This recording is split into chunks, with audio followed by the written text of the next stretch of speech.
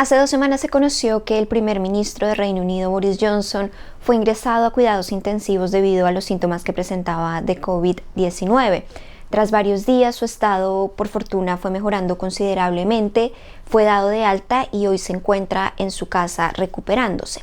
Sin embargo, estos hechos puntuales en relación al premier británico generaron aún más incertidumbre justamente por el momento en el que se presentaron y la preocupación de los ciudadanos en torno a este tema, particularmente cuando él estaba en cuidados intensivos, se vio reflejada en algunas preguntas como, por ejemplo, 1. ¿Qué pasaría si el primer ministro no logra superar el virus y muere? ¿Quién lo reemplazaría? 2. En ese escenario, ¿las políticas de gobierno en torno a la pandemia resultarían afectadas? Y 3. En ese mismo caso, ¿debería la reina Isabel II asumir el control de la crisis o de la situación? Son preguntas que evidentemente ya no están sobre la mesa debido pues a la mejoría, por fortuna, del primer ministro, pero que sí reflejan de cierto modo las complejidades y las particularidades del sistema político británico que voy a intentar explicar en este video para asimismo resolver este tipo de interrogantes. Entonces, hay que decir primero que el Reino Unido es una monarquía parlamentaria, aunque carece de constitución política escrita, es decir, no hay un texto unificado como sí lo tiene Colombia, por ejemplo, con la Constitución del 91. Eso sí, hay 3 órganos de poder: la monarquía, el gobierno y el parlamento. Empecemos con la monarquía. ¿Qué hay que decir sobre este primer órgano de poder? Entonces, él o la monarca ejerce como jefe de Estado, actualmente la reina Isabel II, pero su poder en términos políticos es más simbólico que real, es decir, tiene un rol más ceremonial y representativo, pues sus decisiones se basan en el consejo del primer ministro. Eso sí, ella particularmente goza de gran popularidad, de gran aceptación, que según algunas encuestas supera el 70%, y a ella se le ve también como una figura unificadora aquí en Reino Unido. 2. El segundo órgano de poder, el gobierno, está encabezado por el primer ministro, en este momento Boris Johnson, y el primer ministro es nombrado por la monarca y generalmente corresponde al líder con más escaños, al líder del partido con más escaños en la Cámara de los Comunes, a la cual me voy a referir en un momento. El rol tanto del ministro, del primer ministro, como de su gabinete, es decir, cierto número de ministros que lo acompañan en su labor, es importante porque ellos al final son los encargados de liderar las políticas gubernamentales en torno a la salud, a la política, a la economía, entre otros, y además el primer ministro es también el encargado, como lo decíamos antes, de aconsejar a la reina. Por eso es que mencionábamos que la misión o el papel de la reina es más ceremonial, porque sus decisiones se basan en las recomendaciones que le da el primer ministro. Y por último, el tercer órgano de poder, el parlamento, que es bicameral, es decir, está conformado por 2 cámaras. Por un lado tenemos la Cámara de los Comunes y por el otro lado la Cámara de los Lores.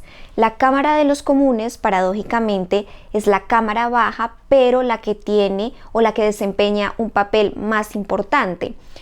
Si hacemos un paralelo con Colombia, sería algo así, aunque con muchas diferencias, sería algo así como el Senado de la República.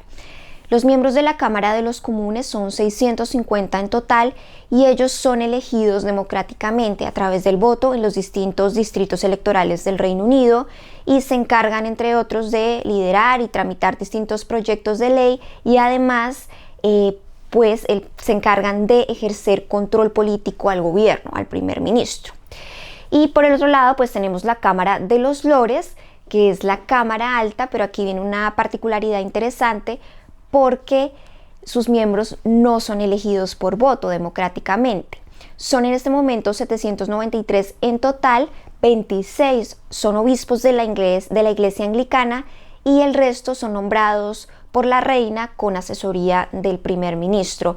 Son, por decirlo de algún modo, un grupo de sabios que se encarga de aconsejar al gobierno en temas muy complejos y en algunas ocasiones también discuten proyectos de ley y tienen derecho vitalicio, que esto es importante mencionarlo. Entonces, ya con esta contextualización voy a responder rápidamente esos 3 interrogantes planteados al principio.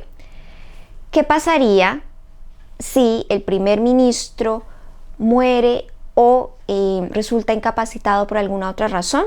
Que afortunadamente no pasó, ya lo dijimos.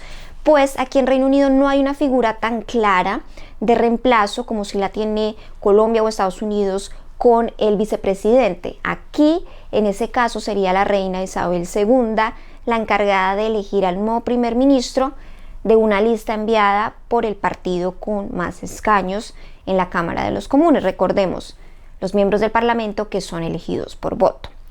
2. Si hubiese pasado esa situación de muerte, ¿las políticas del gobierno en relación a la pandemia hubiesen resultado afectadas? No, porque las políticas corresponden al gobierno, son tomadas por el gobierno y no le pertenecen a ninguna persona en particular, aunque ésta ostente el título de primer ministro. De hecho, tal vez se hubiesen endurecido un poco las medidas. Y por último, en ese escenario, la reina hubiese asumido el control, hubiese debido asumir el control de la situación. Y esta es una pregunta también interesante porque se planteó durante los momentos más críticos del Brexit, cuando ni el Parlamento ni el gobierno se ponían de acuerdo en torno a la salida negociada de la Unión Europea. Pero ni en ese caso, ni en este caso ahora de COVID-19, la reina asumiría el control porque, como dijimos, sus decisiones se basan en las recomendaciones del primer ministro. Es en todo caso el gobierno de facto quien lleva el liderazgo del control en relación a la pandemia. Entonces, esta fue la contextualización y la respuesta a las preguntas que planteamos en el video, dada la coyuntura que tenemos en este momento.